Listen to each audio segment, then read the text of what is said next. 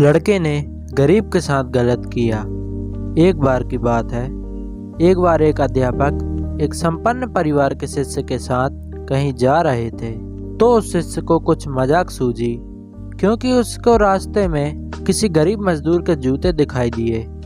उसने अध्यापक से कहा, गुरुजी, अगर हम इन जूतों को छिपा दें तो कितना मजा आएगा। देखते हैं कि मजदूर पर इसका क्या असर पड़ता है। अब उसको तो मजाक सूझ रहा था, लेकिन गुरुजी ने कहा, गरीब इंसान के साथ इस तरह का भद्दा मजाक करना ठीक नहीं है।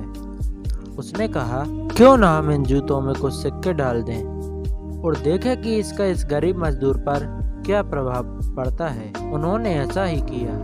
जैसे ही मजदूर अपना काम करके लौटा और उसने एक पाँव अपने जूते में डाला तो उसको कुछ कठोर सा महसूस हुआ। उसने अंदर हाथ डाला तो उसको कुछ सिक्के दिखाई दिए। वह थोड़ा आश्चर्य में पड़ गया। आसपास किसी को देखा तो कोई भी दिखाई नहीं दिया। वापस उसने दूसरा पैर अपने जूते में डाला और वापस उसको उसमें कुछ सिक्के दिखाई दिए। अब दोनों जूतों के सिक्कों को उसने अपने हाथ में रखा और प्रभु की तरफ इशारा किया है।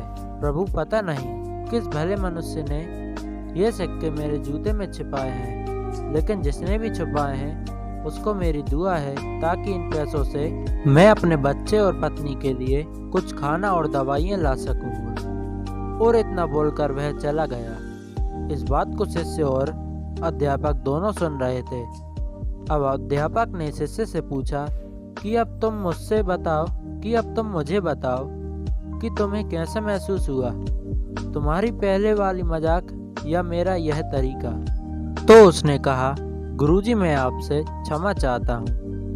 अब मुझे समझ आया है कि सच्ची खुशी किस चीज में है। जब हम किसी का मजाक उड़ाते हैं तो हमें कुछ पल का आनंद मिलता है, लेकिन इससे हमें बद्दुआ मिलती है। लेकिन अगर हम किसी की मुश्किल परिस्थितियों में मदद करते हैं और जिसकी भी हम मदद करते हैं उसको भी पता नहीं कि हमने उसकी मदद की है, लेकिन अंदर ही अंदर हमें पता है कि हमने उस इंसान की मदद की है। यह सच्ची खुशी है। जब हम दूसरों को खुशी देते हैं तो हमें सच्ची खुशी मिलती है।